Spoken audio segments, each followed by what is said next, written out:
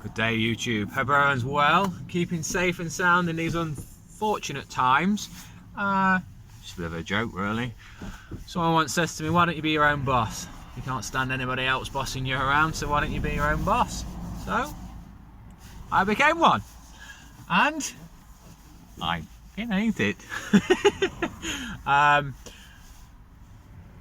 Be a gardener, they said. You love putting fences up and turning gardens around and making them look pretty.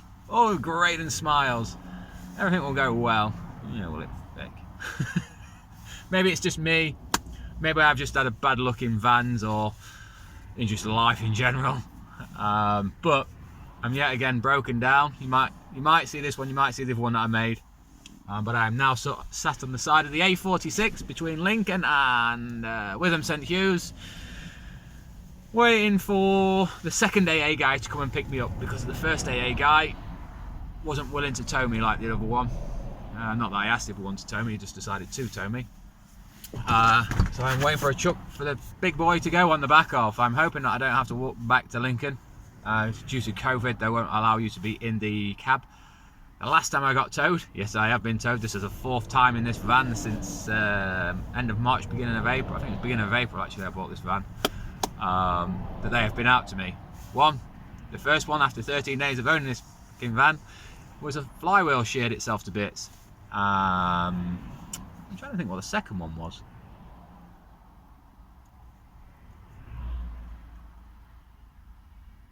You would have seen it anyway, because I was probably whinged about it then anyway. I can't remember what the second one was.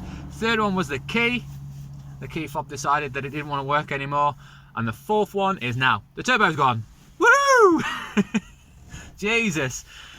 I think out of every single van I've owned, this is the only one that's given me so much trouble. Yeah, I've had like hiccups there and then. In fact, actually, no, the transit tipper actually that I bought gave me quite a lot of trouble.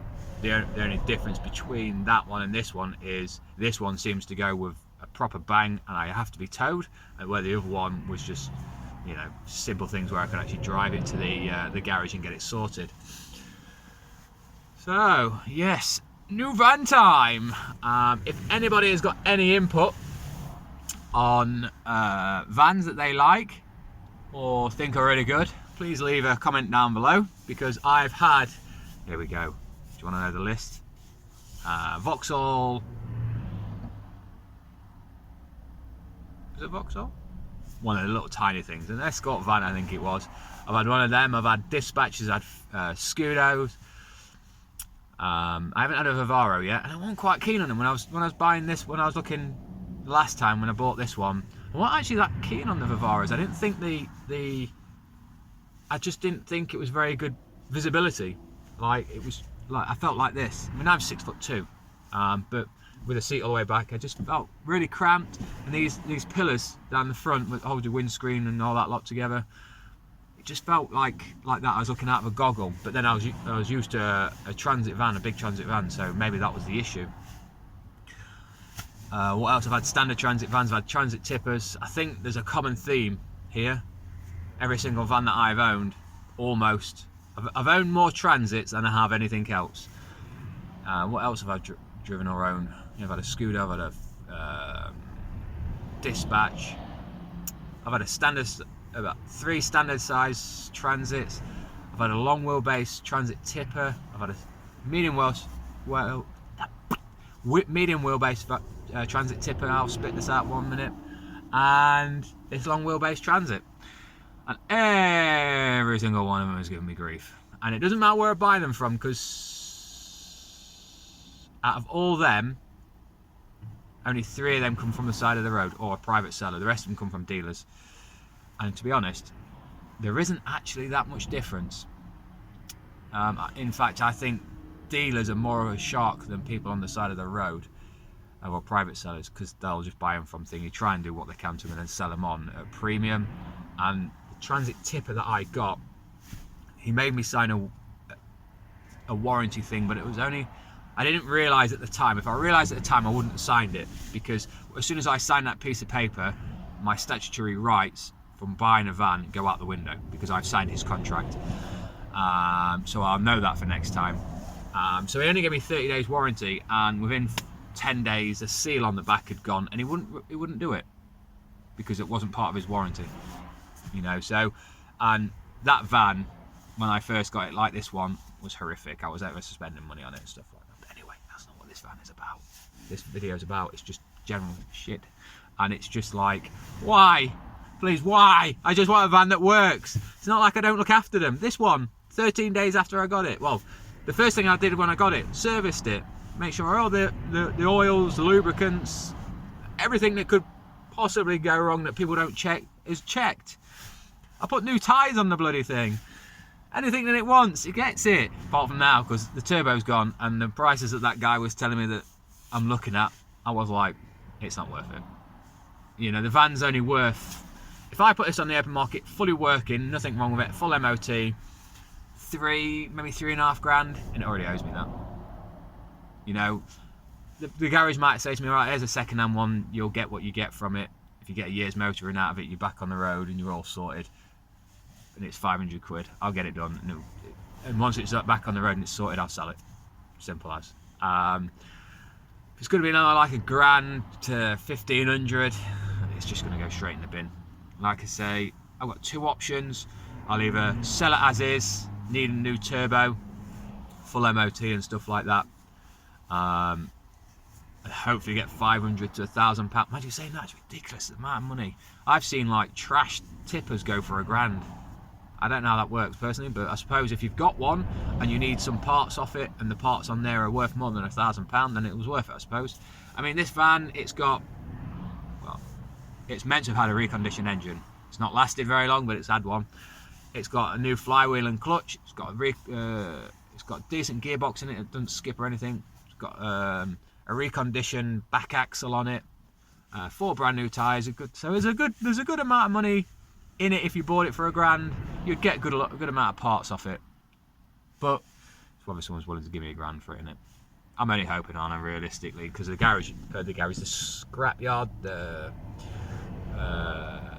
scrapyard will probably only give me 200 quid for it max. You know, so mind you, I'll phone them up and see what they say. I may even just get it sent straight up there and get rid of it, the bloody thing. That's a good thing, I suppose. March, April, the insurance is due up on it. But that was the best thing about this van: £35 a month for insurance. That's the cheapest. That's the thing. That's the thing about this job. That transit tipper that I owned before this, it crept up to £100 a month just for insurance, and it was just like, why? I'm not doing anything different, anything like that. I've got no year, so many, about 10 years no claims bonus or something stupid like that. It'll be 11 now. It's just like, this is ridiculous. But yeah, so this was one of the decent things about this van, the insurance. I got my daily outgoings for just before I'd even started anything. So like my insurances, my advertising, all that, down to a silly amount. It was something like 15 quid a day, 10 or 15 quid a day working expenses. It was stupid. The last 3 years it's been about 30 to 40 pound a day. You know, that's what I needed to earn before I broke even. You know, so this van realistically last year helped me make money rather than, you know, battling against thingy. But oh, here we go. Don't work for yourself. Whose idea was this anyway? Jesus. I hope everyone's having a good day. Because mine's not going very well.